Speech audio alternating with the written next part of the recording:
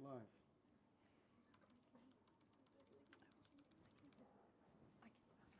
This one, right? Yep. Yep. Need to slideshow mode. What is it? The link? Yeah, I just sent it into the chat, so it should be good now. Yeah, I see it. It's live. Oh, it's on. The link in the chat works. It's on. It's just going to YouTube. No confidence secrets. Alright, seems like we're pretty much You can all just gonna make sure that all the faculty that need to be here are online.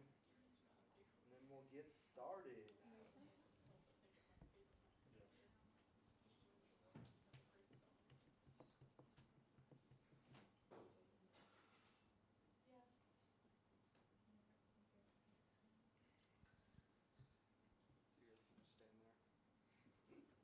Hi guys, wait, let me make sure it's It's fine. She's not on. Right there. So it's live now. I would restart.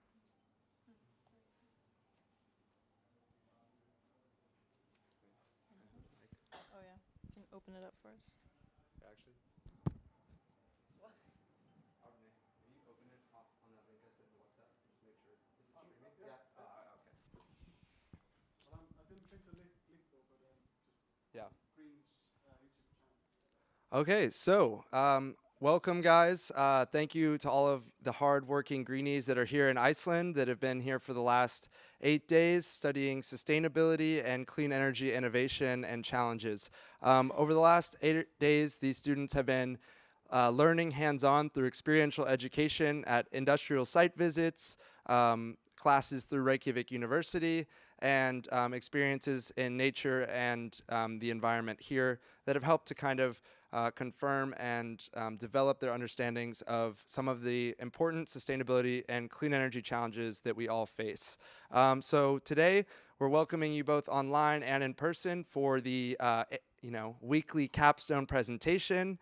This group has been doing a lot of really awesome work that we're excited for them to present to you. So how it's going to work today, basically these groups are going to present their entrepreneurial solutions to an important climate change issue or sustainability challenge. There will be 15 minutes for presentations, followed by 5 to 10 minutes of question and answers. Feel free, if you're watching online, to send questions into the YouTube chat, and our guides will be monitoring that to make sure that your questions get answered.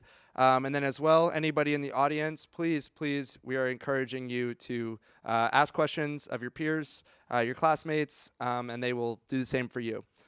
So without further ado, I welcome the Olympic Opportunities Group.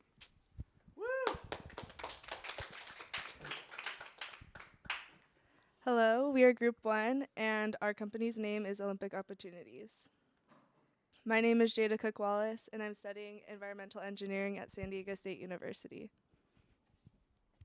My name's Ryan Iwano. I'm studying biology at Colgate University. My name is Jackson Hans-Smith, and I'm studying environmental studies at UCSB. My name is Jane Yu Lee, and I study architecture and landscape design at Parsons School of Design. Hey guys, I'm Jordan Manley. I'm studying environmental science and business at the University of Michigan. Hi, I'm Carson. I don't have a university and no major either. All right. So we all come from pretty different backgrounds. So we were discussing what our common interests were, and one of them was circular economies. So we know that circular economies are a really great way to enhance sustainability as they reduce waste and also improve the overall quality of life for a community.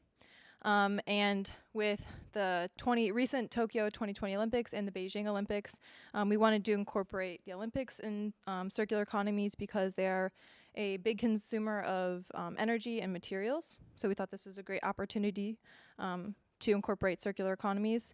And Olympic Opportunities is a nonprofit consulting firm that would provide expertise to host cities about how to repurpose old Olympic facilities and grounds. So what this looks like in reality, our proposition today will be discussing Rio, the Olympic facilities at Rio. We're proposing to repurpose an old Olympic stadium to become a biomass power plant generator, waste digester, and use some of those byproducts for a community garden.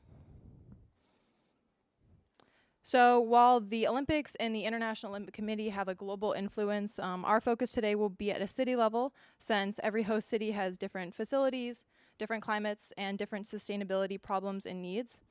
Today we'll be specifically talking about Rio, who hosted the Summer Olympics in 2016. So related to environmental issues, there are 2 issues in Rio that we'll talk about today. First being energy. So Brazil generates most of its energy needs from hydropower. So in 2020, they supplied 66% of their energy from hydropower sources. And that's great because that's a renewable source, but there are a couple issues with that. First being that Rio is becoming over-reliant on this one source, which increases the risk of power shortages or insufficient supplies. Also, a lot of the power generated for Brazil is generated on the west side of South America, so extreme distances between power generation stations and demand centers increases the strain on the overall electrical grid. And then finally, climate change impacts related to drought and deforestation impact the water supply. So as a result, Brazil is trying to diversify their energy portfolio, and one way they're doing this is investing in natural gas production.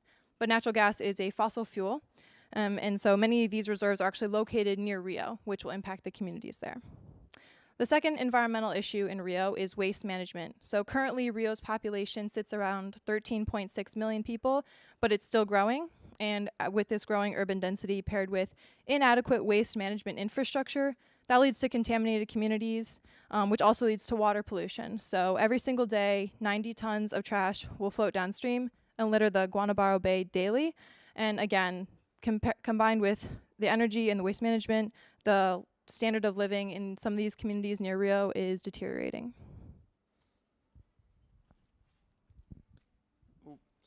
So just to talk about the Olympics more specifically, every city that's hosted since 1984 has actually lost money, and Rio's no exception. They lost $2 billion in 2016, which led to the worsening of financial and environmental issues. For example, 22,000 families were displaced to make room for stadiums. The jobs created were overestimated, and most of them went to people who were already employed. And the games worsened the already existing waste management problems that Jordan talked about. There were some benefits, such as increased infrastructure and public transport, but most of these benefits were very short term, and instead Rio has been left with a lot of abandoned and expensive Olympic facilities that are of no use to the communities and don't leave room for sustainable development. Okay, so here's our strategy of rebuilding this Olympic part. And this is a map of the Olympic part in Rio. And we will pick the main stadium and the plaza surrounding it as our site for this program. So the size will be 260 meter to 550 meter. And this main medium, the size is 135 meter to 175 meter. And the main stadium will be transformed into a biomass power plant in our program. And this is a general diagram of how anaerobic digestion works. So basically, organic waste, which includes agriculture and animal waste, food waste, and MSW and industry effluents, would be stored and processed within the digester. Our main focus will be on how we can use food waste at this bio-waste facility. The process that creates the energy is anaerobic, meaning no oxygen is actually needed. This process also creates 2 types of outputs, the first being biogas, mostly methane and CO2, which can be trapped and channeled to produce electricity, heat, and vehicle fuel. The second is digestate, which can be used for fertilizer, bedding, and compost, which will also benefit the community garden. Our main energy focus we will produce will be electricity, since that has been historically a constant social issue for Brazilians, especially in Rio's poor communities. The methane that is trapped, which would otherwise be released into the atmosphere, will also help slow down climate change. The output will help the community as well as combat food waste, which is a global issue. And this is just what we'd see within the insides of the Olympic facility. So another suggestion for use of the byproduct of the digester is to create a city park, a community park, using the fertilizer generated from the digester. So as we can see in this diagram, shaped by the European influence, the Brazilian urban landscape was marked by the predominant use of exotic species. and which is indicative of negative impact of human activity. And the garden we're going to introduce what could future native species to the region under the threat. Here's some example of the endangered species. And here are some edible fruits in local Rio, and we may also use that as a source to provide food for local community. So here we have a mapping, so a floor plan of our program. As we can see, here is the old mapping, and here we recreated into new sites. So we split it into two parts. On the left part, we got a collection area, the biomass power plant, and the endangered species garden under our protection. And the right part are opened to the visitors. So we got a learning center, a recreation area, and the city park. This is a rendered image we made to give a visualization of the whole program. So you can see the power plant in the background, and we have a learning center which we can give a tour to the power plant and teach people about the main process of this biomass. And here, in the front ground, we got the city park.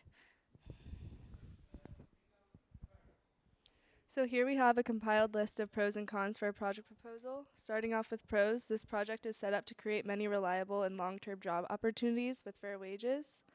Secondly, we are striving to provide effective and sustainable waste management to keep trash out of communities, reduce trash in landfills, and prevent water pollution. We want this transformation of the Maracana Stadium into an anaerobic waste management plant to be embraced rather than hidden. So we're going to do this by including a learning center in our floor plan in which we can educate community members, inspire sustainable lifestyles, and provide transparency with what their money is going to be put into. The intended outcome of the community garden is to rehabilitate and support native species, grow food, and give surrounding neighborhoods something to take pride in. Our plan for the anaerobic power plant is to use both the biogas and the digestate byproducts in the forms of power for the city and fertilizer and compost in the community garden. And as for cons, this project will be very costly, and therefore there's potential for lack of funding as we are a nonprofit organization. Costs for anaerobic digestion plants range from $400,000 to $5 million, so it's pretty costly.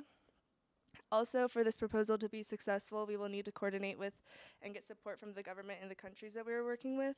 And if sustainability and social rights aren't necessarily their priorities, then we might run into some obstacles there.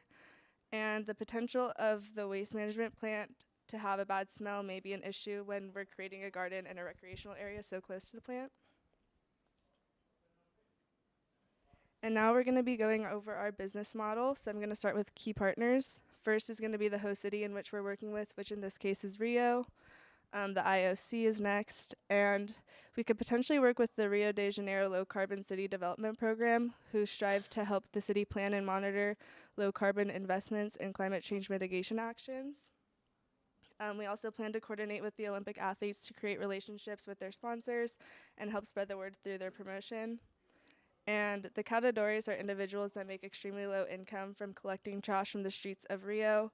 We are aiming to hire them and offer them long-term jobs with stable incomes. And then lastly, we're going to have to work with construction and technology companies. So then our key activities, what will we be doing more specifically? We'd be consulting with the IOC and host cities like Rio on how to better repurpose their old facilities and build more sustainable future Olympics. We'd provide logistics and funding for more specific projects like our anaerobic digester.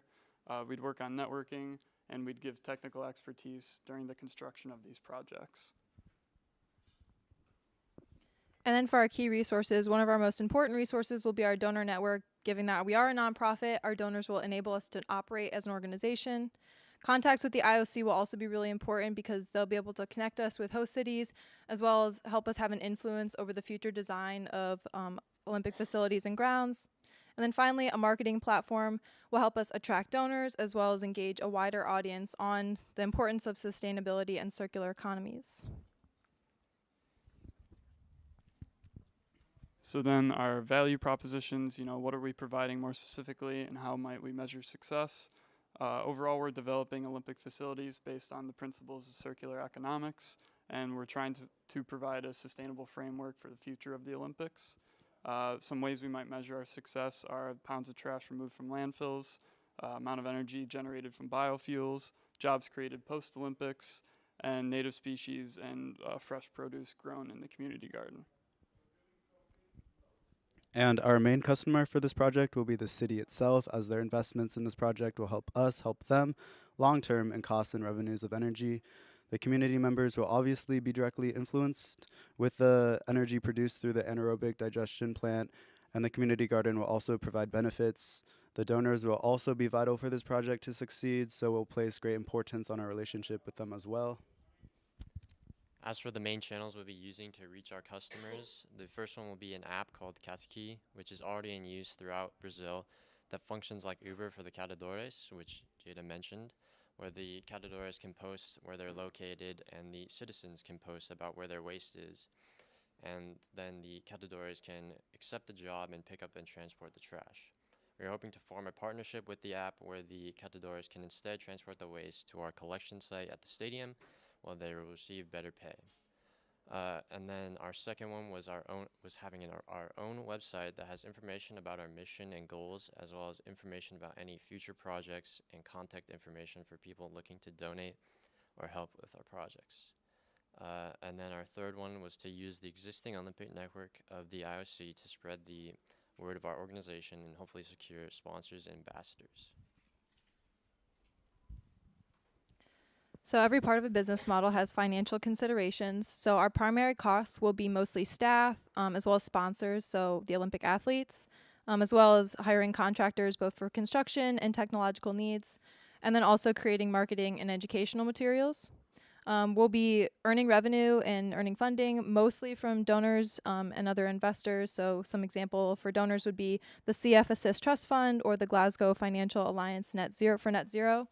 But funding can also come from government grants, as well as cities like Rio, as well as the IOC. And any surplus revenue will be reinvested into the business, either for current projects or future projects, or depending on how much surplus, we can donate to other sustainability groups and causes.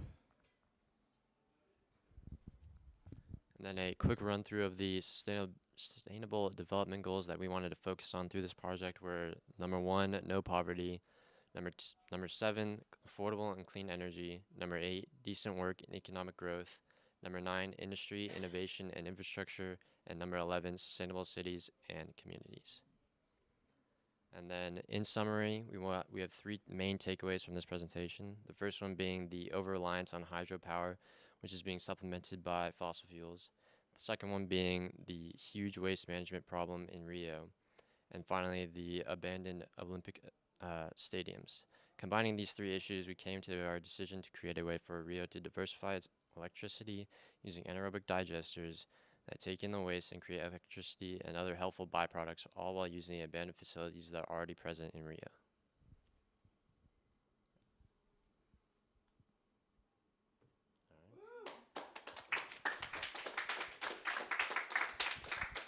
Thank you, everybody. All right. So, guys, with the questions, how it's going to go, when somebody asks a question, just repeat it into the mic for anybody online, and then you can answer the question. So does anybody have questions here in the audience? Like, if I am an investor, why I need to put this money into it? Only protect the environment, not make other profit that can benefit myself. So the question was, what's the incentive for investors to donate money, essentially? What do they get if they're not earning any money back? They don't have a return. Well, the return on their investment or their donation wouldn't be a financial return. It would be a philanthropic act. So a lot of, especially other organizations and companies will, do this philanthropic work and donate to causes like this because it aligns with their other values. So a lot of big corporations are trying to be more sustainable and prove that they take it seriously. So this would be something that they would donate to prove to their own consumers that this is a value that they have. Let me know if you guys want to add anything. We didn't really have time to talk about this, but you could also do a system of carbon credits, which is very common.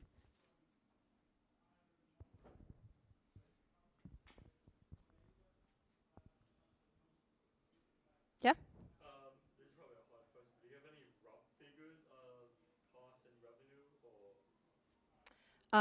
Short answer, no. But so the question was, do we have any financial estimates about how much this would all cost?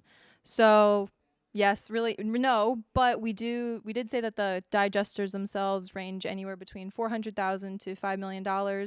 So depending on the size and infrastructure that we decide to build, it could be up to $5 million. Plus all the work needed to take the current stadium and update it to produce biomass, and then the surrounding construction work around the park. So it's really variable, and we weren't able to get into some hard research. But then on the flip side, for revenue, we know that most of the revenue will come from donations. So maybe like a 70-30 split between donations and then grants and other type of city funding. And all the buildings are going to be rebuilt from all the old construction. So as the main stadium and the learning center were transformed from like an old building. So we'll keep the frame of the construction, which save a lot of money.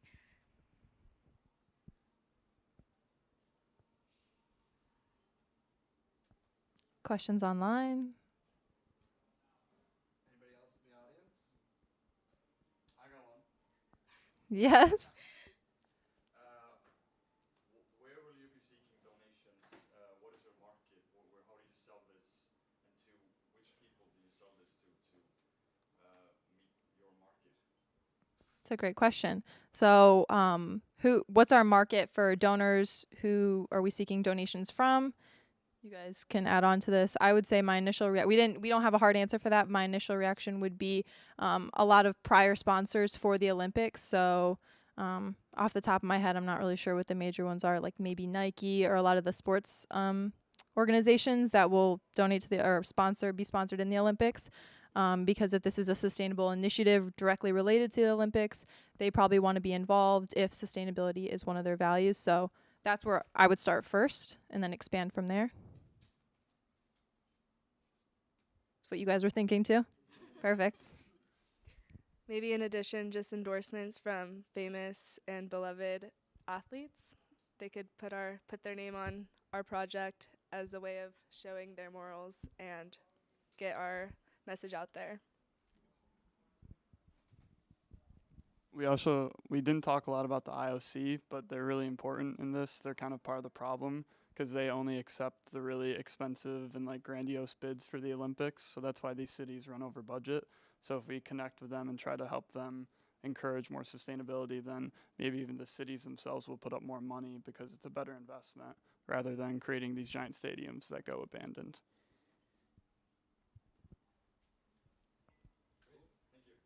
No problem. So Jake online asked kind of a similar question as Jacob in person, which is what is the estimated cost of the project, which you guys kind of talked about, but do you believe this is a wise investment, and like why do you think it will benefit the people of Rio? So we think this is a wise investment because, like we said at the end with that final triangle slide, this is one project. We're just talking about the stadium alone, and it's already creating compounding benefits. So it's addressing the waste management problem, it's addressing the energy diversification problem, as well as like providing food for the community. And again, that's just with the stadium. So if we expand this scope while still staying in Rio, they have a lot of other facilities that could create a lot of benefit, like the swimming pools, for example, making that a local rec center.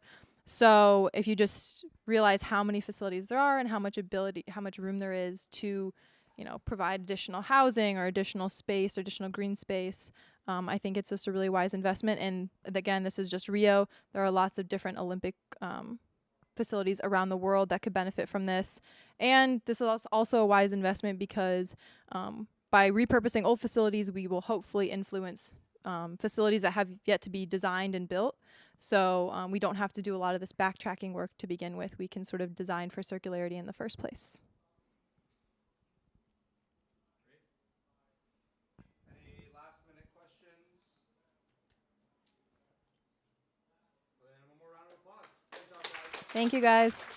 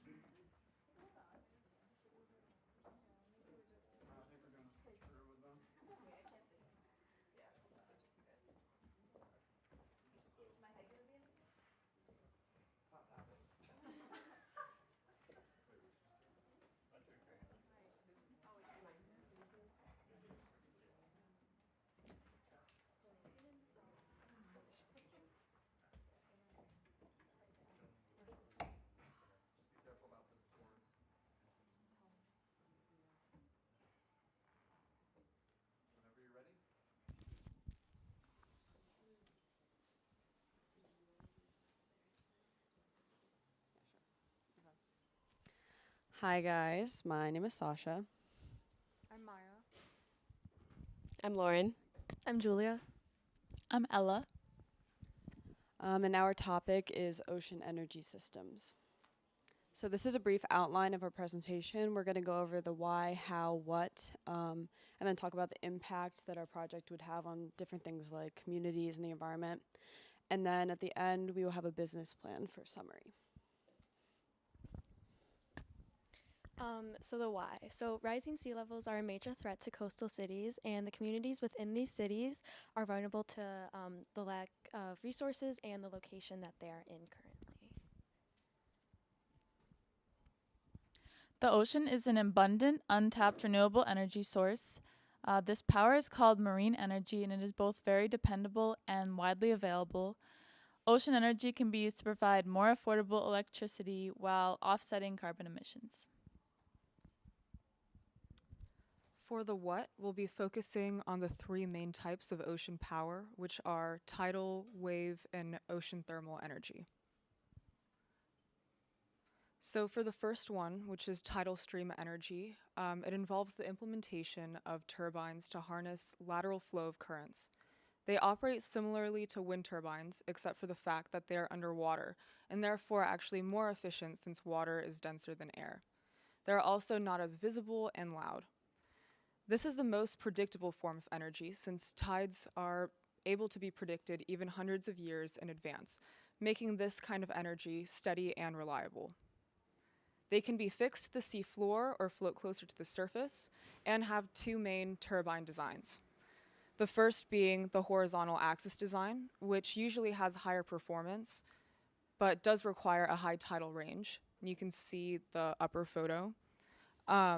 The next is the vertical axis design, which usually has lower performance, but does not require as significant of a tidal range. You can see it in the lower photo.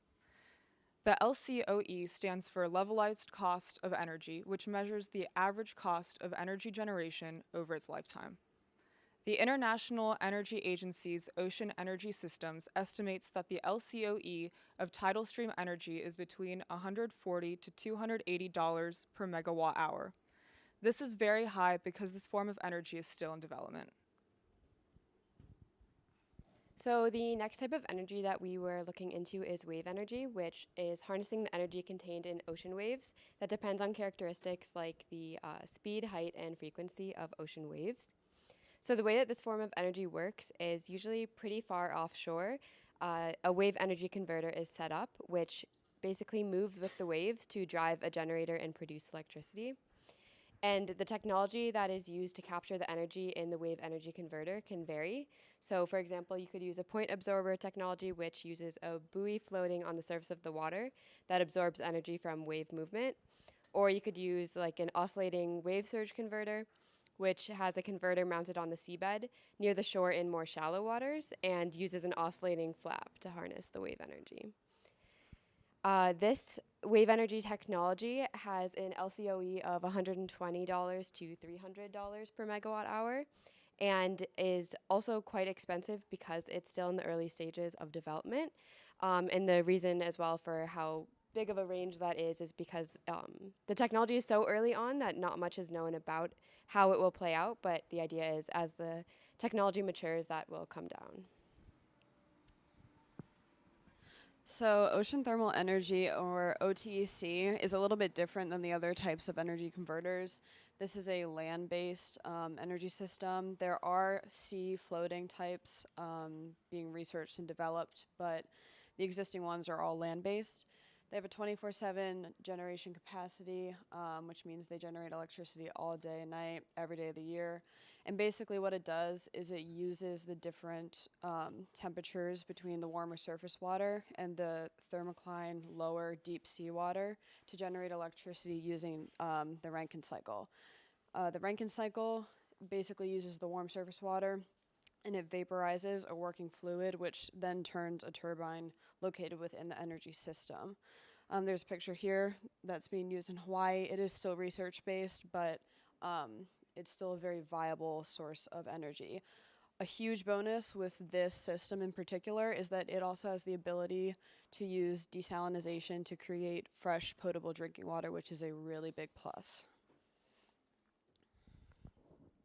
So this chart here is from the Department of Energy and the National Renewable Energy Lab, the analysis they did on the total marine energy potential in the United States. And it also shows where the different types of ocean energy are would be most optimal to put in the US. So the three energy sources that we're talking about here are all on this map. Wave energy is in the dark blue, so you can see it's concentrated primarily along the west coast and east coast, pretty much anywhere along there, because you can put it offshore. And then tidal energy is in orange, so there's a few select cities along the coast that lend themselves well to strong tidal currents, maybe in rivers as well. And then finally, ocean thermal energy is the diagonal gray lines and is concentrated primarily in the Gulf of Mexico and around Puerto Rico. So in this analysis, NREL and the DOE found that the US has in total the potential to generate 2,300 terawatt hours per year from ocean energy. And for context, in 2021, the US consumed 3,900 terawatt hours of electricity. So the marine energy potential in the US is quite large and could fill a significant amount of electricity demand. It will just require a lot of investment and research and development to get there.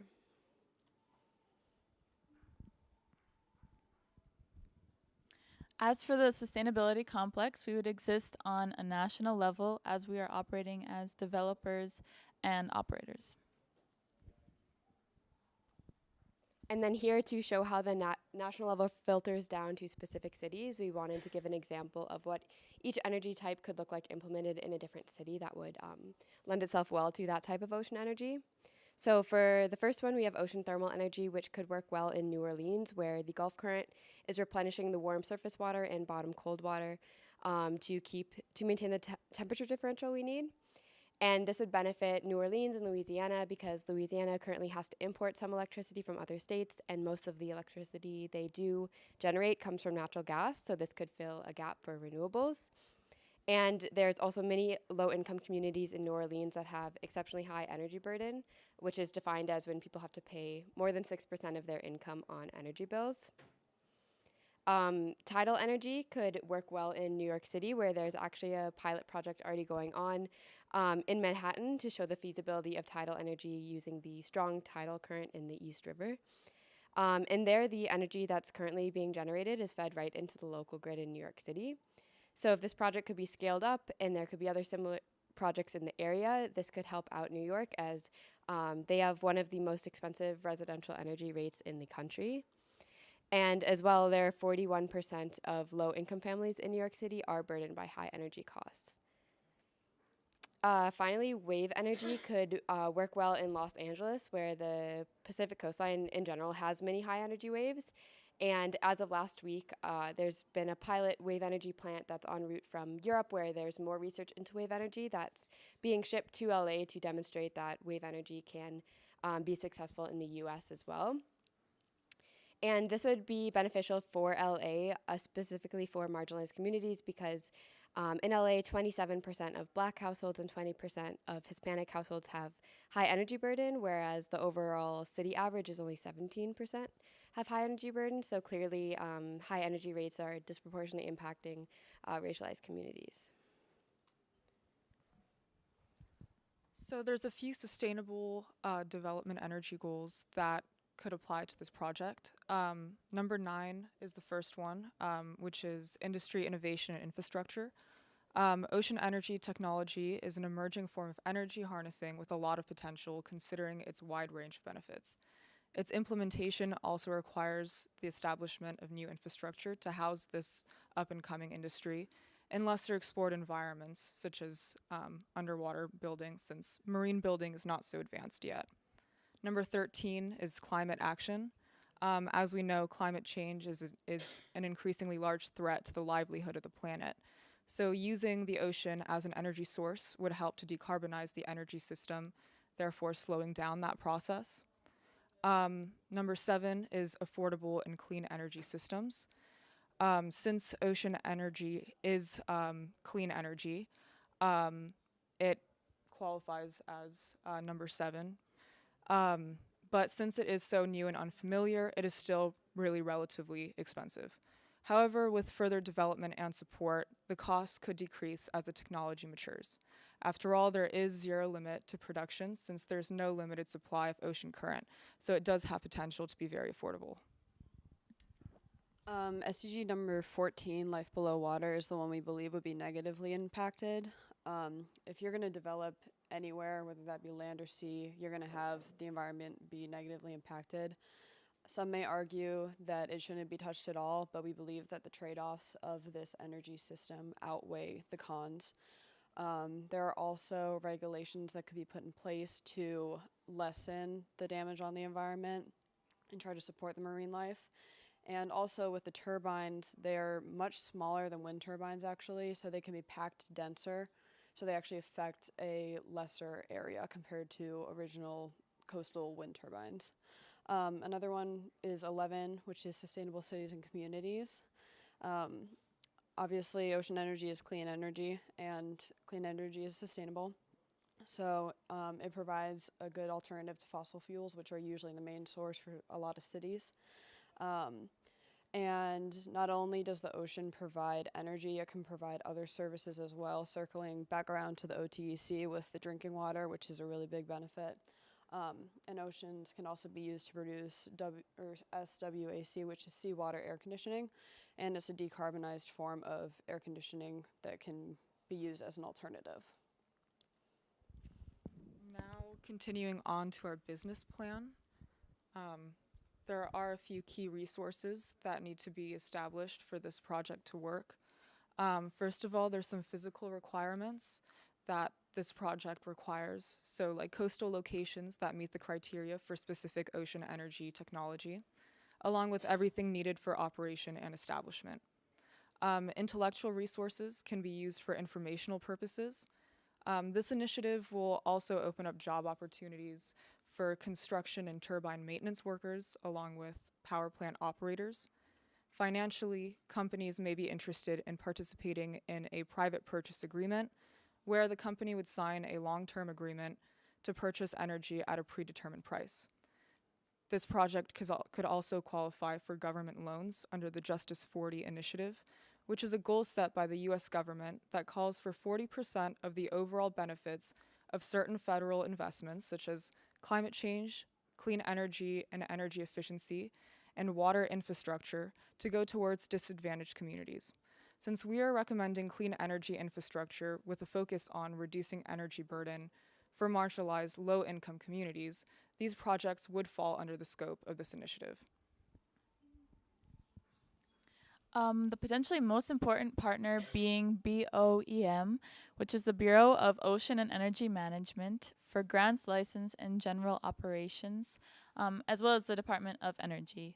The cost structure would include all the resources needed for any other larger energy project, with easements being the only difference. And easements are essentially a lease of land that doesn't belong to any singular group, such as the ocean. We're proposing a public electricity service where we are mainly providing electricity and updating production. And the turbines and power plants included our plan would feed our output to utility companies. So we're not proposing as a new utility company. Our plants would be selling to existing utilities. The benefits of using ocean energy is a step towards creating low carbon emission. There's also comfort in the fact that utilizing such energy creates security since it is an endless resource. And for example, tidal energy can be predicted, so that's always a good sign. And then with the Justice 40 program and any other program subsidies, this energy will increase affordability. With any surplus revenue, it will be reinvested back into maintenance or ocean technology innovation to create better efficiency. And the revenue would come from the sale of the electricity to utility companies and from tax credits, incentives, federal grants, etc.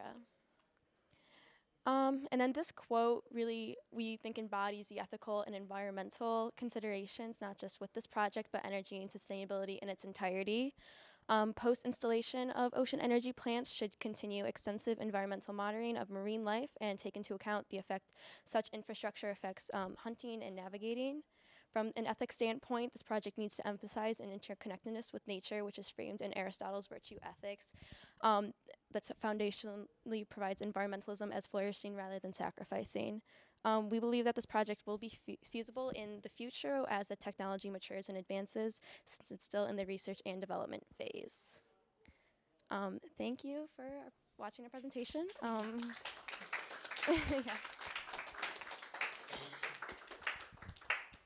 Any questions from the audience? Yeah.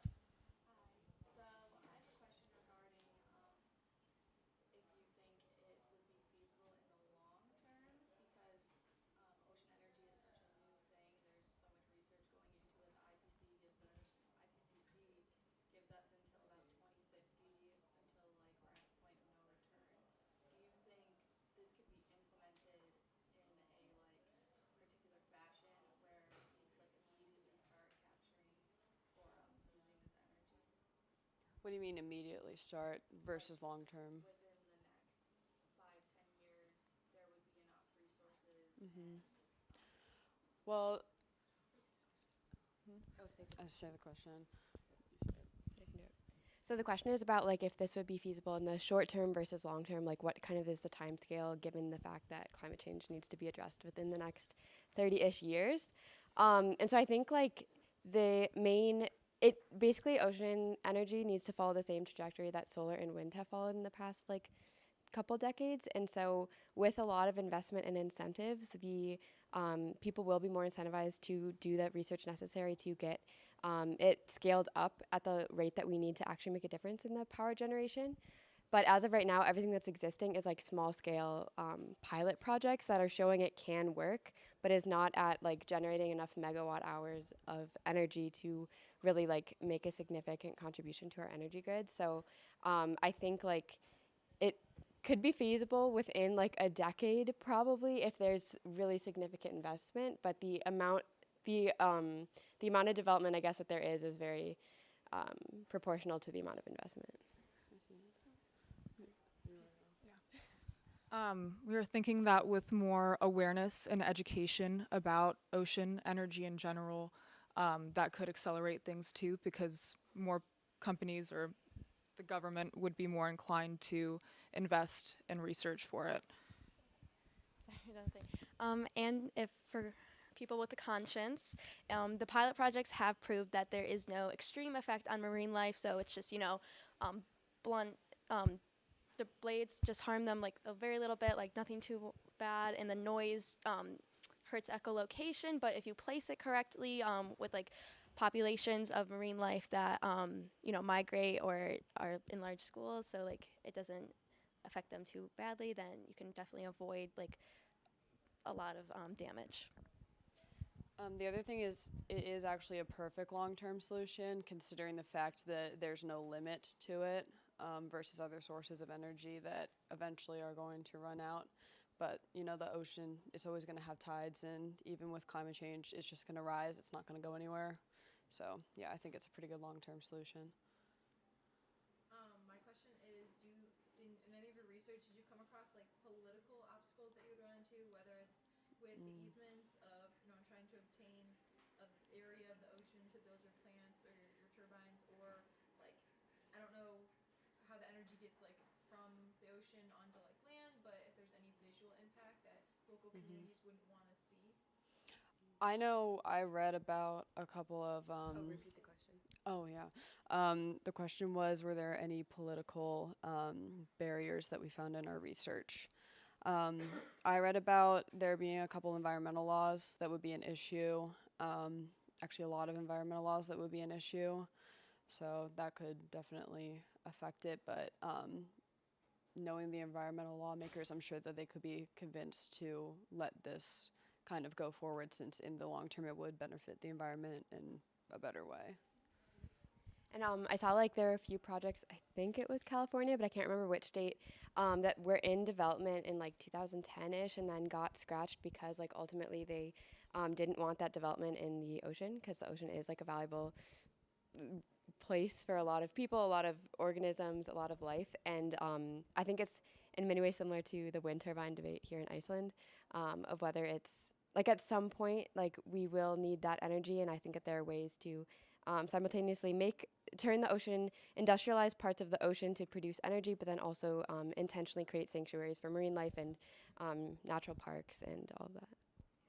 Like what Maya said earlier at the first question, like by taking this publicly with increased education and awareness of this type of energy, that could create like a demand for it. So people who want, affordable, clean energy would want the government to implement this. So if the public widely agrees, then I think that's a good way to start. And also what Lauren said, it would probably start sanctuaries for marine life and artificial like aquatic like habitats and coral reefs that have been natural ones have been damaged in the past few decades. Online questions, anyone else? So I want to know if I need how much money or how much additional money compared like to the wind turbine on the world, because it's definitely more costly when we maintain it, when we implement it. So if it's too expensive, it will not be feasible in the future, even this technology has been successfully invented. Yeah, so the question is about like basically how does the cost of these ocean energy systems compare to the cost of offshore wind, right? So we had the like levelized costs of energy for each of the three sources we're looking at. I don't actually know the LCOE for offshore wind, but I do know that like for reference, natural gas is around $60 to $70 per megawatt hour. So clearly this is like over twice that for the three energy sources we were looking at. So it will require a lot more capital at the moment, but with solar and wind, and I think offshore wind as well, like they've just seen steep declines in the past like 20 years because of investments and advances in the technology. And so if this ocean energy can follow the same trajectory with significant investment, then it can bring the cost down over time to be comparable with hopefully with solar and wind, which are actually now like have a lower LCOE than natural gas, but also hopefully with offshore wind as well, which I imagine has a higher LCOE than normal wind. Yeah, $100.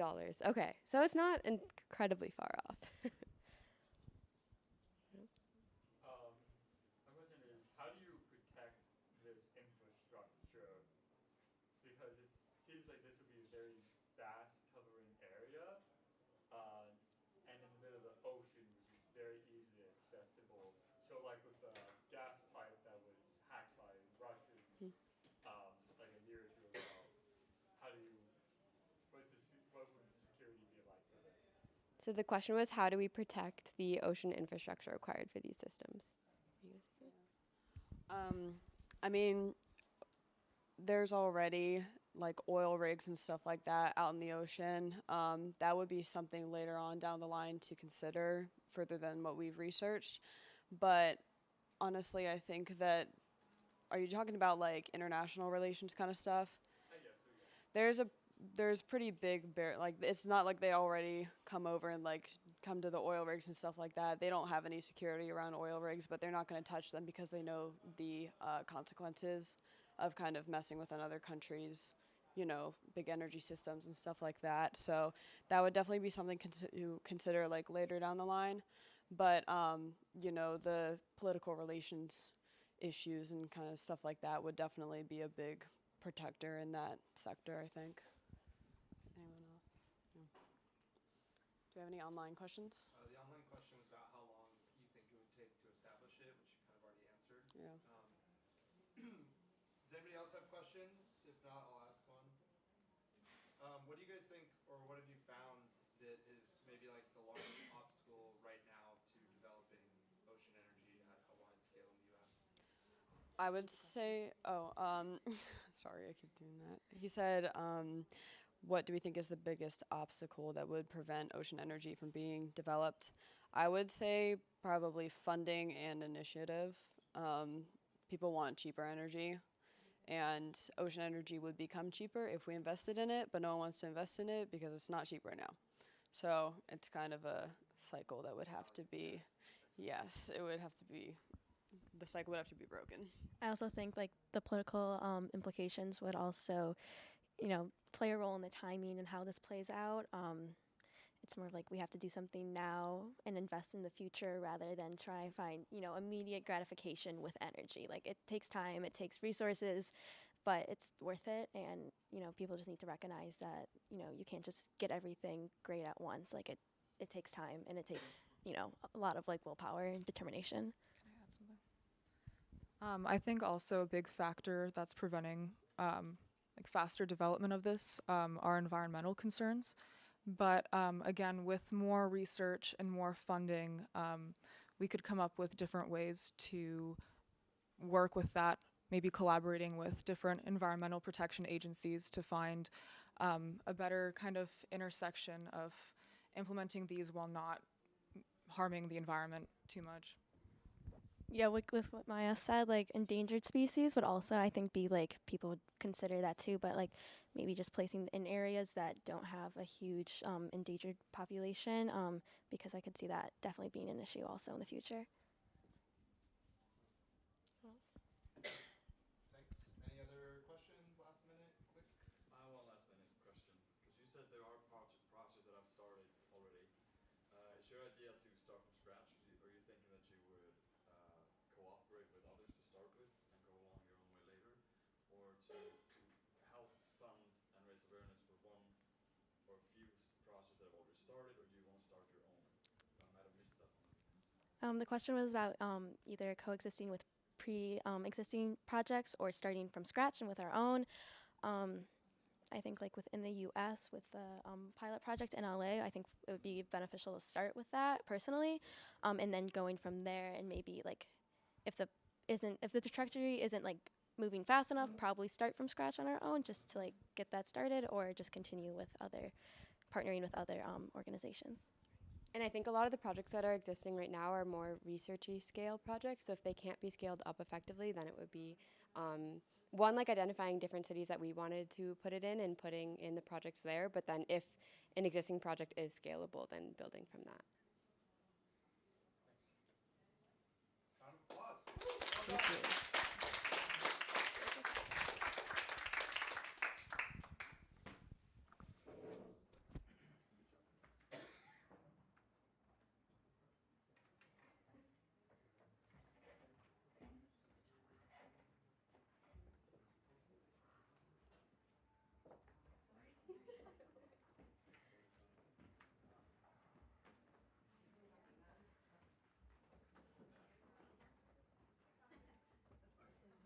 Oh, yeah. Shit. What was I thinking about that?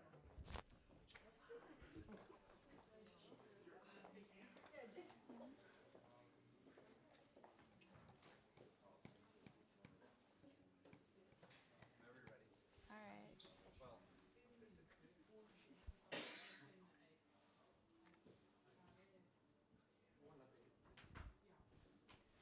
Hey everyone, I'm Haley Martinez. I'm from the University at Buffalo and I'm studying geology currently. Today we're going to be talking about our project, Clean Air Jordan. Hi, I'm Faye. I go to Virginia Tech and I study civil engineering. I'm originally from Muscat, Oman.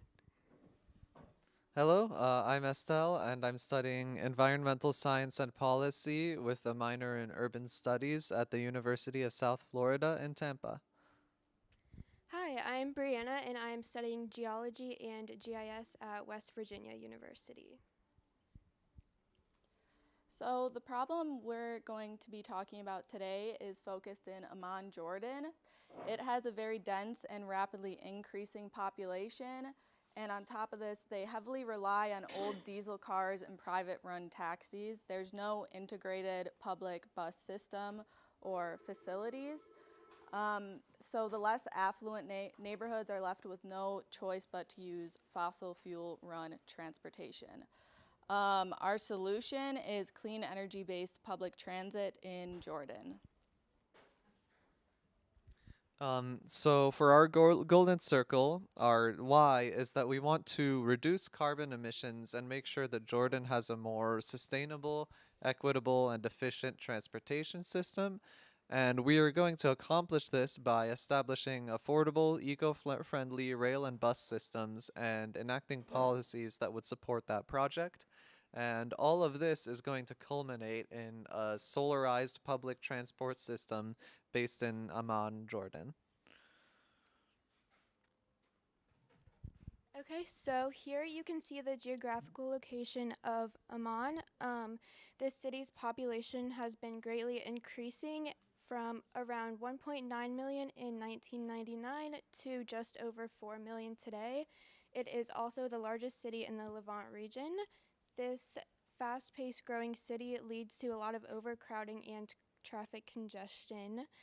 The cars are also the primary mode of transportation, which has an impact on Jordan's 11 million tons of CO2 released per year.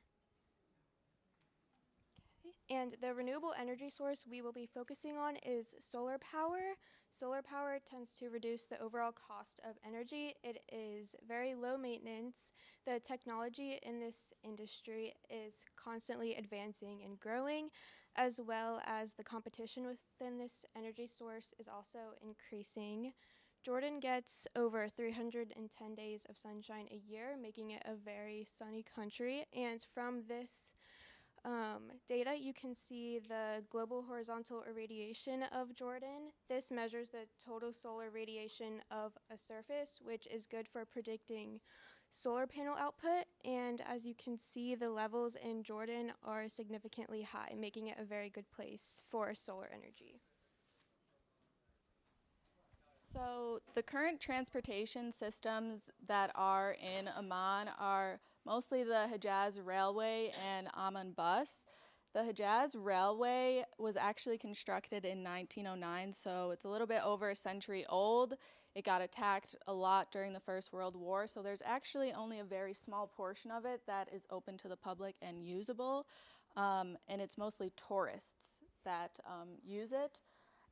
Amman Bus is another private or public transportation system, but it is a private sector. It's a very complicated system. It's missing a lot of important bus routes and stations. And on top of this, there are just a lot of inefficiencies, and it's not a reliable transportation system. All right, our overall plan is to improve Amman's current bus transit system. We would like to begin with implementing solar power to power the electricity of these buses, such as the lights and any outlets available. We would like to eventually power the entire bus with solar energy and continue advancing to reduce the carbon emissions. We would also like to expand the bus routes to make them more inclusive and accessible to the people in the city. And our overall goals for this project are to reduce carbon emissions and promote sustainable living, as well as giving Amman a more coherent public transit system. So the key resources we would need for our project would definitely be land for possible extensions, money for sure, solar panels, fleet of buses potentially from existing infrastructure, workers and materials. Key stakeholders and partners, definitely the Jordanian Ministry of Environment, since they've taken initiative with the Green Growth National Action Plan, which our project highlights the main points of. Other groups are commuters, transportation engineers, and refugees. So Jordan is composed of 7% of Syrian refugees since 2011 influx, and about 80% of them are still living in poverty without food or transport, so providing one of the two would be really good. And then some of the key activities that will define our project will be implementing covered walkways with native greenery and solar panels on the roofs in and at and around our stops. We'll also include regulations and rules to encourage density and walkability in areas that surround our stops to increase accessibility. We'll also have environmental and political consultations and public hearings regarding stop layout, design, and impact. That way the public has a say in the implementation of the program. And then we will also advocate for policies that are aligned with our goals, such as climate and emissions pledges and funding for public transport infrastructure. So some of the types of intervention for our project will be to engage with local community leaders for support by marketing projects toward lower middle income communities. We'll also stay in touch with social media engagements, since that's an important part of promotion these days. And we'll also have traditional marketing campaigns that will advertise our benefits. As for reaching riders, we'll focus on our cheap price, efficiency, health and environmental benefits, and more. And we'll also make sure to implement unique visual designs for our buses and our stops so that they can be easily recognized and differentiated from other cars in the area. For reaching investors, we'll focus on our image of innovation and economic sustainability as opposed to how volatile fossil fuels are as a source. And we'll also bring up the economic mobility that the citizens will have when the system is in place, which can boost the economy. We will also seek out sustainability qualifications that will help us be a source for businesses to come to if they're looking to fulfill some of their sustainability and environmental goals. For public officials, we can touch on how this will boost the public perception of Jordan, and then we will also make sure to engage with the public and present policy proposals to add some legitimacy to our project.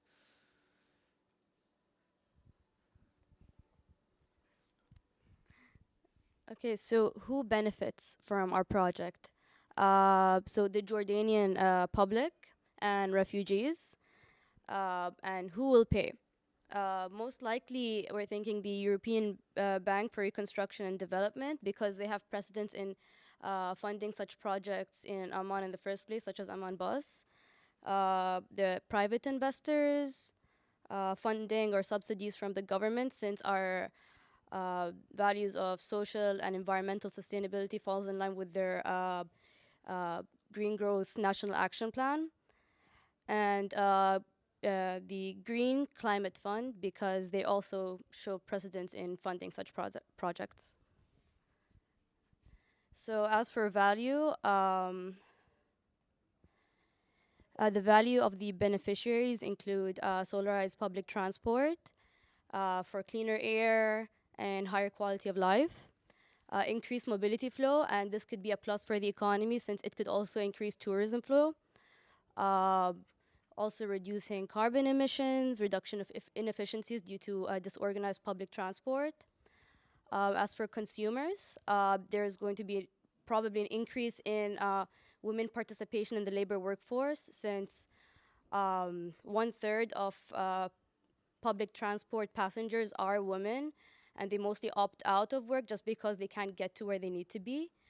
And also, the project increases opportunity for poor and marginalized communities to access jobs or families and like stores.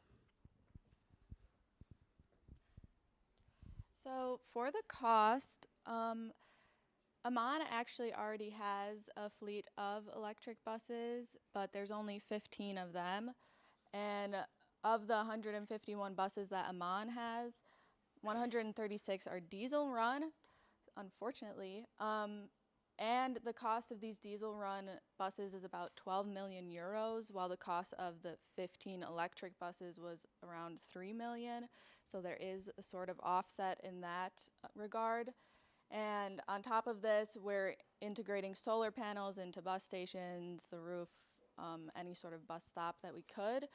But as we can see, the price has gone down since the implementation, and more research and investing has gone into solar.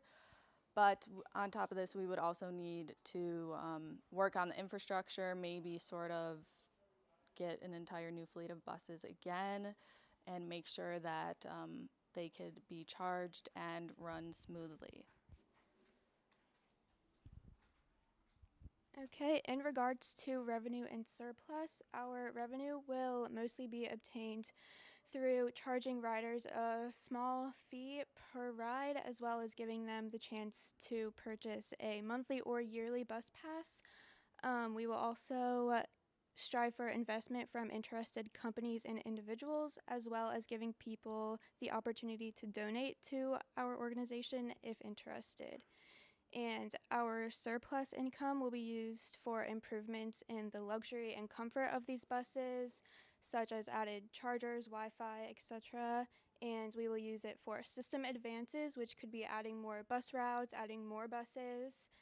And we will like to increase the visual appeal of these buses, which will in turn increase attention and popularity. So how we're going to measure our metrics of success is by our decreased carbon emissions. Can we actually make enough of an impact using these buses on climate change? Rider statistics and rider feedback system. We know that the Amman bus has a very low rating. Not a lot of people like taking it. It's their only option, and they're kind of stuck with it. So we're hoping that when we introduce these buses and our routes and everything, that it will be successful and people will enjoy it. So some of the SDGs that our project helps address are Goal 3 for good health and well-being, and the main component of that will be our reduction of the emissions in the city and the subsequent improvement in air quality, but also having transit that you can walk to instead of requiring an individual car to access everything will provide a good option for some daily exercise. Goal 7 with affordable and clean energy is pretty straightforward. We plan on bringing a solar-powered transportation system to all of the citizens rather than just the few who can afford to invest in it. And then Goal 9 for industry, innovation, and infrastructure is also relevant because we're making improvements for the public infrastructure of Jordan and of Amman. And Goal 11, sustainable cities and communities, is also relevant because that is one of the main goals we are trying to achieve with this project.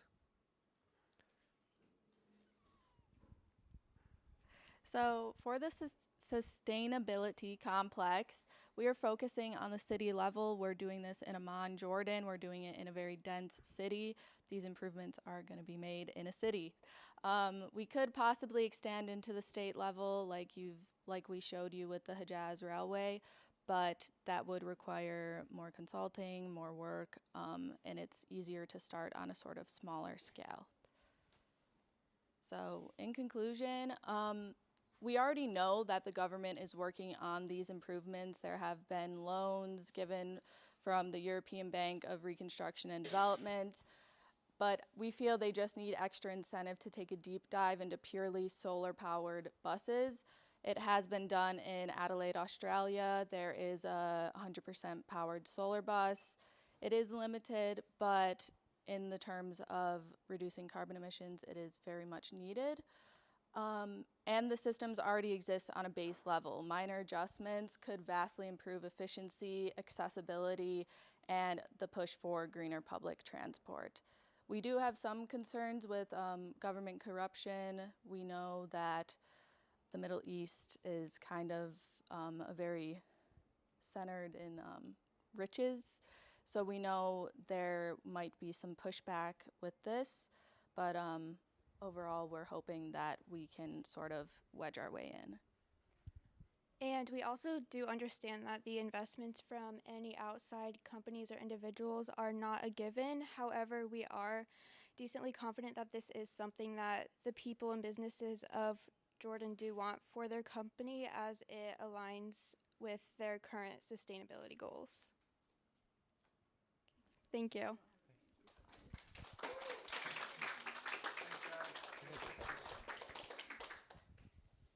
So, any questions from the audience? Yes?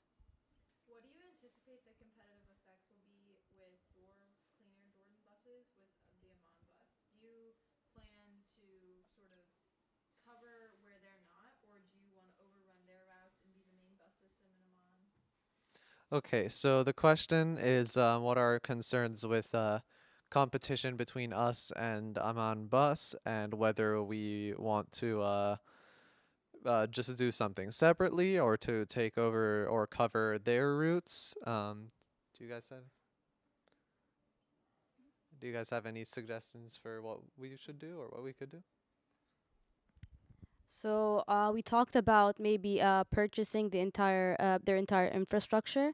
That could be an option since we can provide or we can plan out for more efficient systems, more efficient, like basically increase mobility and quality of life.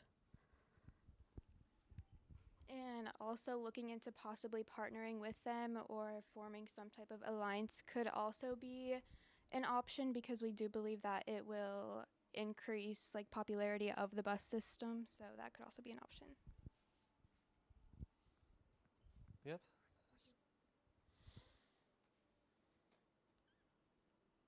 How does the technology work? Like, is it existing electric buses you would take and then charge the battery with solar panels, or is it something else? Like, what's the actual bus look like?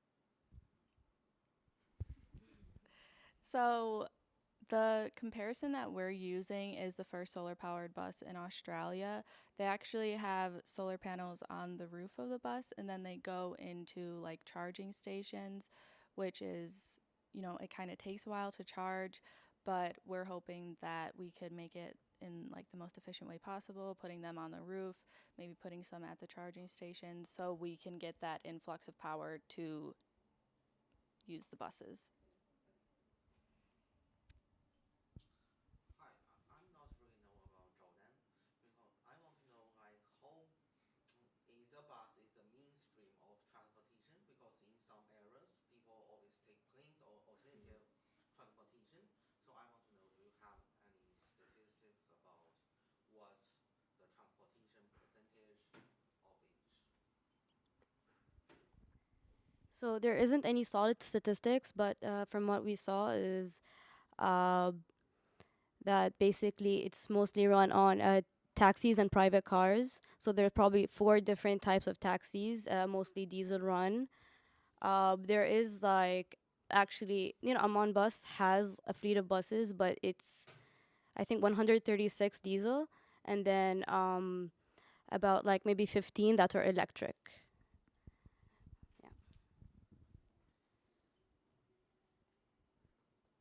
Did we restate the question on that one?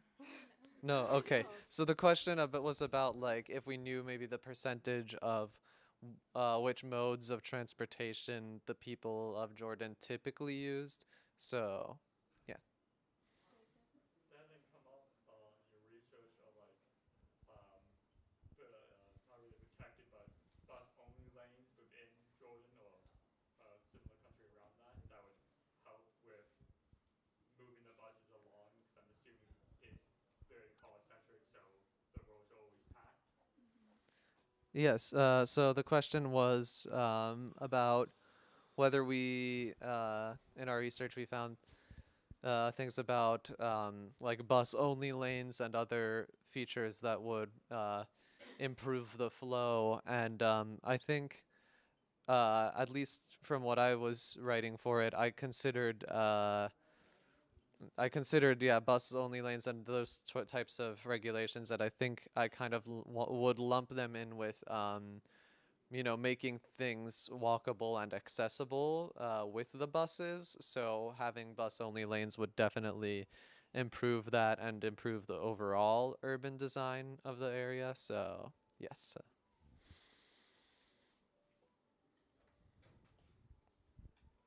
Great. There's a question from Jake online. He just said he really likes your ideas of including the community leaders in this project. Who do you believe that these key leaders in the community would be? Okay, so the question is about who we would specifically reach out to in terms of integrating community leaders into this project. Do you have one? So basically, my thinking was to include community leaders from basically we can see from statistic the low income neighborhoods, or maybe if you go to a higher level, that would be the Minister of the Environment. And he already set a plan for 2021 to 2025 to prioritize social and environmental sustainability. And we very much fall in line with his values, or the ministry's values. So. And then also, I think some non-governmental officials could include maybe local activists, such as environmental activists or disability activists or refugee activists or members of the community. So we could draw from a variety of sources to make sure that it represents what the people want instead of pushing something through that's strictly one person's political vision or economic vision.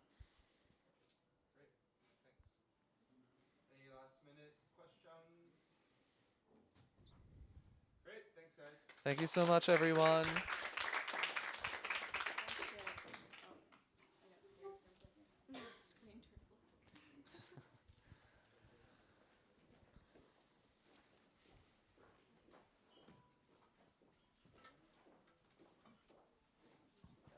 Careful with the wires.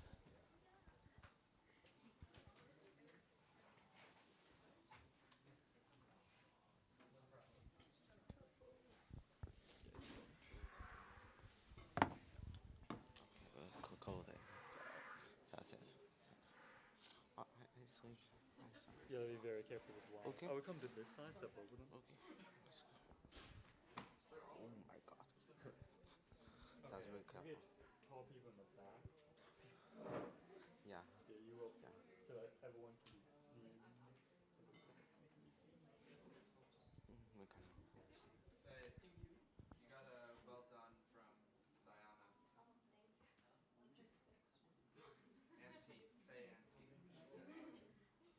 There are 8 people watching.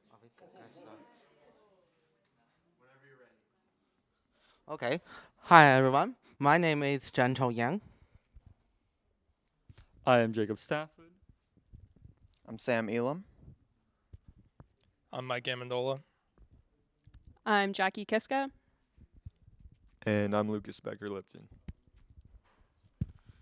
Our project focuses on carbon capture by enhance greenhouse production. So the first part of our presentation is about why. So first focus is on the carbon dioxide. So carbon dioxide is a chemical compound made up one carbon atom and 2 oxygen atoms absorb infrared radiation, acting as a greenhouse gas. Greenhouse gases are the primary driver of global warming and climate change. So plants also require CO2 for photosynthesis. So from this map, in the 2020, US is the second largest carbon emission producer, which accounts for more than 4 trillion tons of carbon emissions. And sources are various from transportation, electricity, industrial, etc. And the second question we will focus on is about food desert.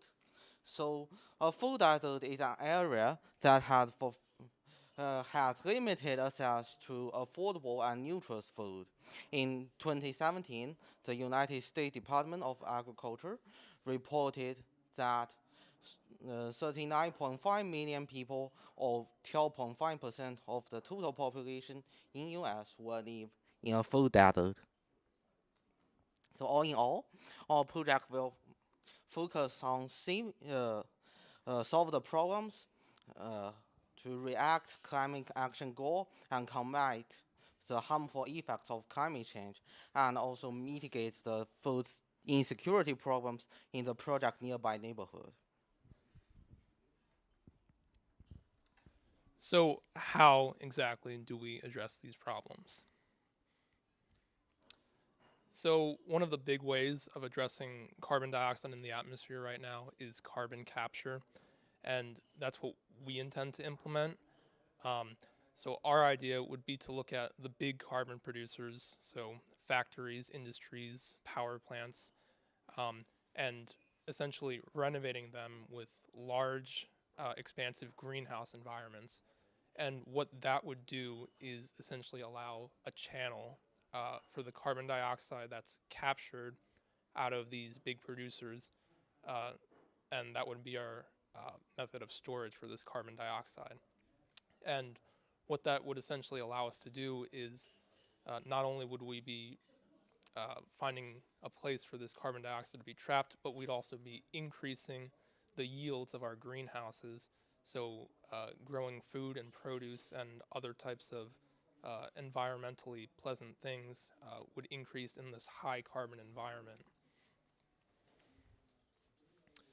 So talking about how exactly that's green, in addition to removing or preventing carbon dioxide from going to the atmosphere, we would also have our greenhouse expansions entirely powered by agrivoltaic systems. So that would focus mainly on solar energy that is configured to help with the greenhouse yields while also being entirely renewable, and also by, again, with the greenhouses producing,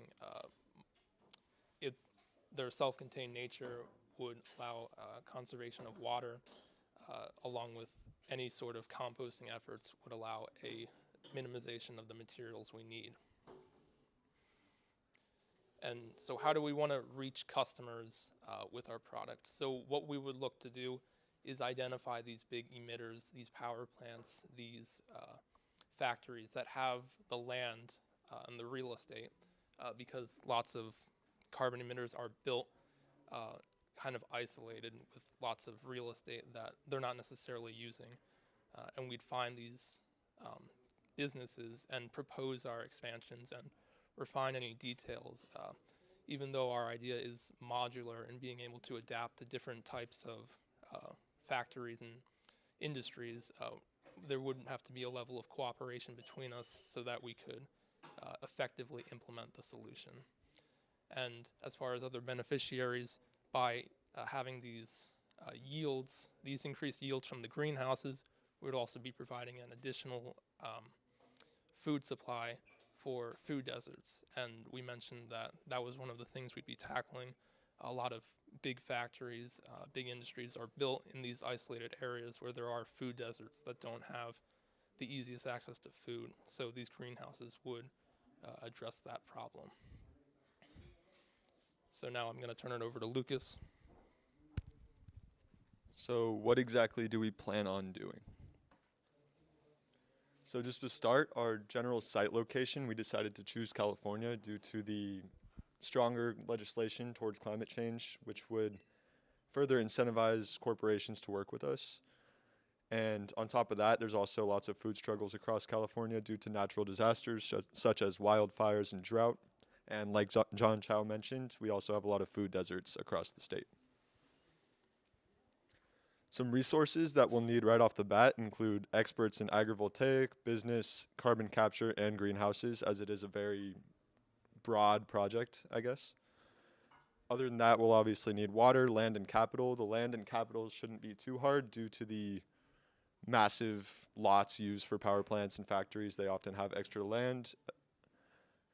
Other than that, once the greenhouse is built, we'll just need some seedlings, fertilizer, and employees to run the greenhouse. Our primary partners and stakeholders will obviously include the community we serve. Once the greenhouse is up, the produce we'll be growing in the greenhouse will help provide these communities with healthier food options, as well as jobs for working in the greenhouse. The State of California's Agriculture Department, PG&E, as if we produce any extra energy through the carbon capture in the greenhouse, we can sell the excess to PG&E. I know they already have programs like that in California with solar.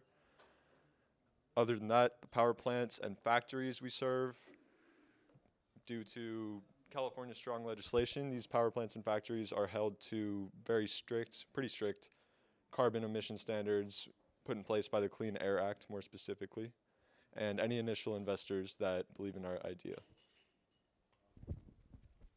So the type of intervention is more specifically carbon capture using technology that already exists.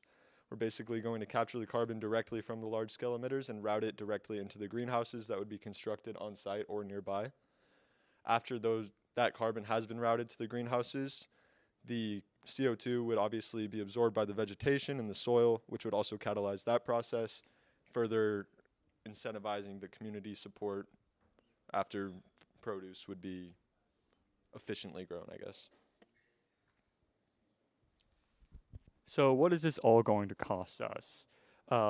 Assuming economies of scale, we would expect we want a very large greenhouse. For this example of for these statistics, we assumed a 6,000 square foot greenhouse.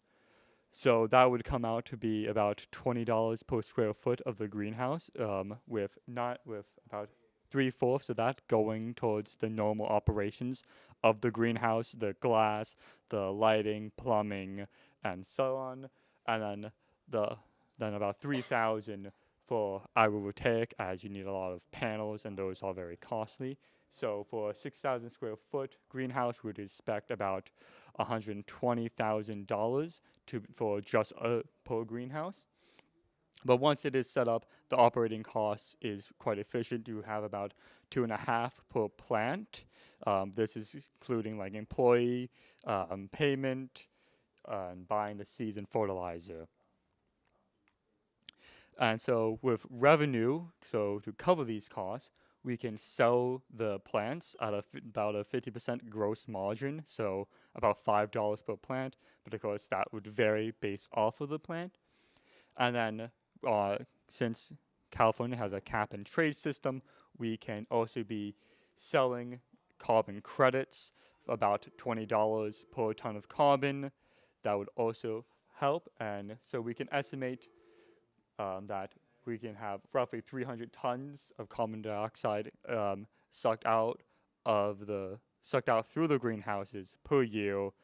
So that would come out to be about 6,000 from this revenue stream per year per greenhouse.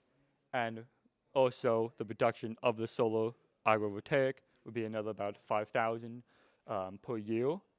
If we were to not look at electricity bill, that would just be a straight revenue stream. So we can expect about an 11-year return on investment per greenhouse. After that 11 years, we will start accruing profits. So we can start funding new greenhouses, looking across into new states outside of California. We can redonate some of that to the communities we have served, as building community involvement is very important. And funding other green initiatives and interest groups would also be a key resource to send those profits. And R&D for agrivoltaic and carbon capture and other greenhouse technologies such as the high carbon greenhouses, because we have to lower the cost of these technologies. Okay, so next we're going to talk about impacts on a larger scale, a smaller scale, and then also ethically. So as far as the sustainability complex, our facilities right now, we're focusing on the state of California, obviously, and we are looking to build out in the future, specifically to other states in the US, at least for now. However, where those facilities are, the actual communities that they're built in, is where the most direct impact is going to take place, because that's where the actual greenhouses will be, that's where the saplings will be sold, where the fresh produce will be sold, and then where those food deserts will be helped. As far as the sustainable development goals, obviously the main key idea here is number 13, climate action, in taking some of the CO2 out of the atmosphere.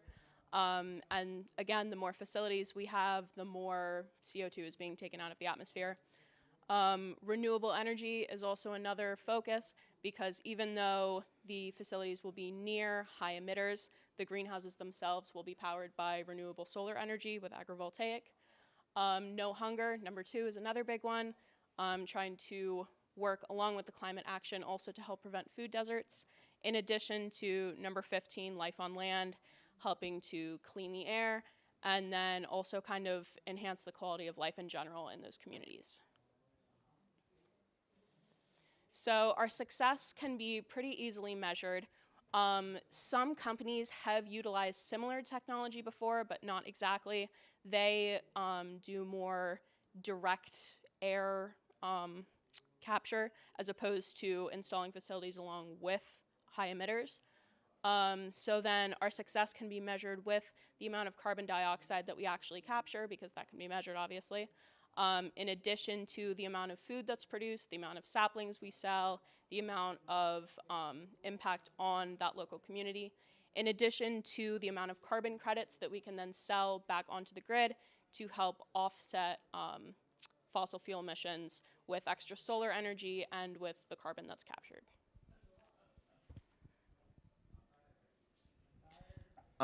This project is also not without its ethical considerations and potential risks. One particularly notable one is California's water supply. It is very limited in California, and the region is also prone to droughts and generally dry climate. So in order to minimize the impact we have on California's water resources, we would use the wastewater produced by our power plant in order to water the plants in the greenhouse. Another thing to consider would be the land use, and that we would try to use low value land versus land that would be more lucrative for other purposes. It is also important that we try to minimize the introduction of non-native plants and parasites, such as the spotted lanternfly, which can be transported through wood and can devastate native tree species. And there's also the good enough solution fallacy, where there's the potential that once the carbon capture system is put in place, people may see that as a good enough solution and will then be discouraged from doing any further work towards carbon capture or other environmental concerns.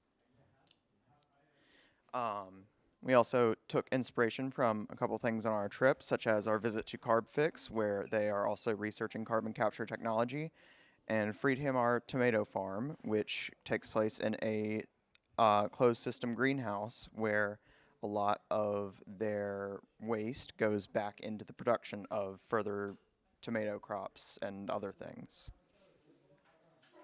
Thank you.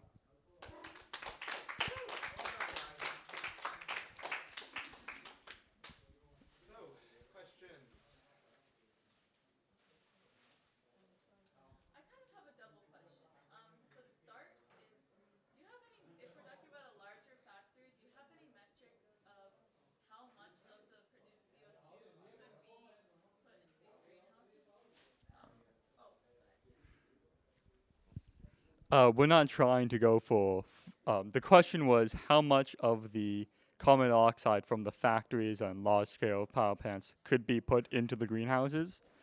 That would depend apparently on how much carbon dioxide is being introduced and how many greenhouses we have.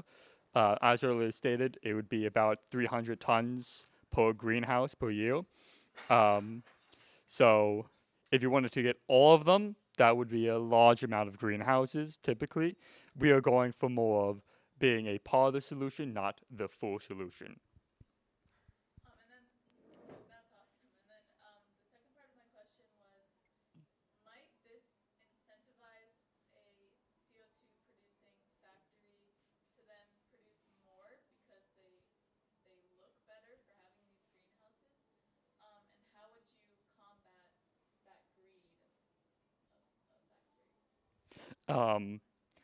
Yeah, that is a good question. The question was on whether the induction of the greenhouses would promote carbon dioxide emitters to back off, not really back off, but not be so much on the top of being releasing carbon dioxide, and would promote them to release more. Yes, we did address that a bit, that it's a good enough solution fallacy where not enough is done to continue it. but since we're looking at California, they already have a promotion to lower it just by the cap and trade system. So there is a bit of greed to lower it based off of the law itself. But if we look outside of California, then we don't really have a method to enforce that. And that is also kind of one of the ethical problems with the whole cap and trade system that exists in California and also around the world, is that when factories do see, oh, like I can get carbon credits, that means I can produce even more, that that's kind of one of those hard things that it kind of has to be an ethical choice up to them, that obviously climate change is evident, the environment's getting worse, they can't just do that. But yeah, no, that definitely is a big problem with this.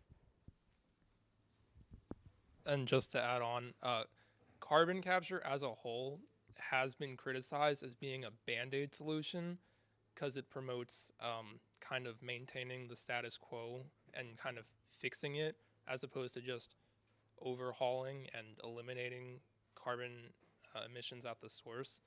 So that is a known problem, and you do raise a good point with that. At the end of the day, if we're in control of kind of implementing the greenhouses, I think we would have a say in kind of how much we would allow them to produce, or rather how much we would help them fix with our greenhouses. We wouldn't let it go beyond a certain point.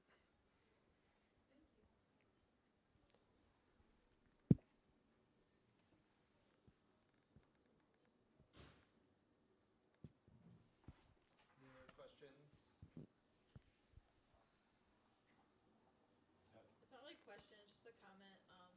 I just like really good idea, and I think you guys undersell it a little bit, but the environmental justice impacts of this project, because I know a lot of like power plants and like emitters are usually placed in impoverished communities because that's the cheapest, and those communities don't really have a say.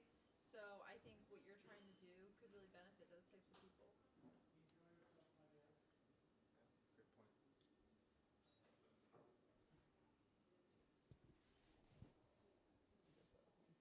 Yeah. Did you guys happen to come across, are there any plants specifically that are like really effective at sequestering carbon, or is it all kind of, are they all very similar? Generally, the question was asking if we had found any plants in particular that were really good at storing carbon. And the answer is yes. Generally, trees, especially very long-lived trees, basically store a lot of carbon for a very long time, for potentially hundreds of years. And that can, you know, if you have multiple trees and those trees are producing seeds, etc., that can multiply pretty quickly to become a large amount of carbon that gets stored. To add on, you can also, for the greenhouse, we're envisioning a lot of saplings, but also mixed in with them would be produce-producing plants, such as grapevines and other plants that won't take up as much floor space, but can take up wall space very well.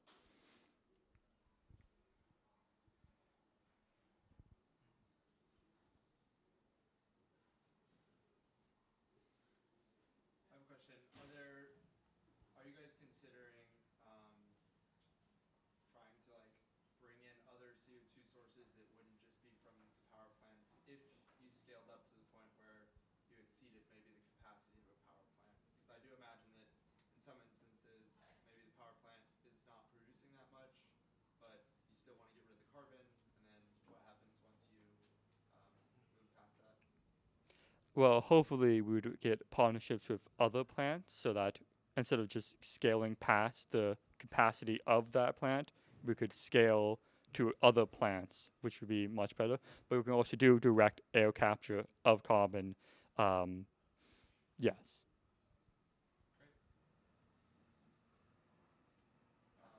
Oh, I'm sorry, I didn't state the question, did I? Is there anybody else with questions? What do you guys think the main like obstacle or challenge would really be to getting this off the ground? The question was, what is the main obstacle getting it off the ground in the next 5 to 10 years?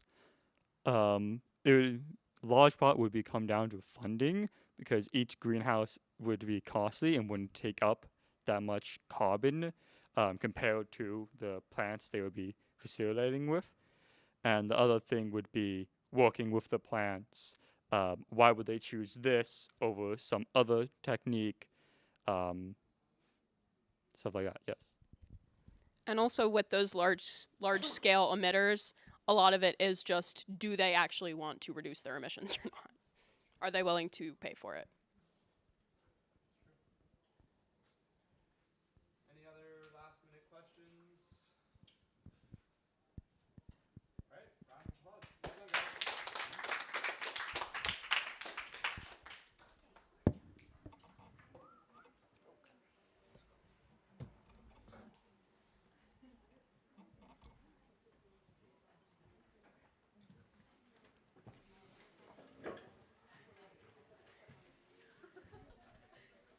All right, well, it's over. Thanks for everybody, everybody's participation, and congratulations to all the greenies here. You guys have really come together in a very, very short amount of time with groups of very different backgrounds and people of all different educations and different cultures to come up with really, really awesome entrepreneurial solutions to some of our top climate and sustainability challenges. So give yourselves a pat on the back, take a breather. Really proud of you guys, and we totally encourage you to continue on with using some of the lessons that you've learned through the capstone, like the Golden Circle or the business canvas model, and try and build on these kind of ideas in your future endeavors. So congrats again, and thanks a lot.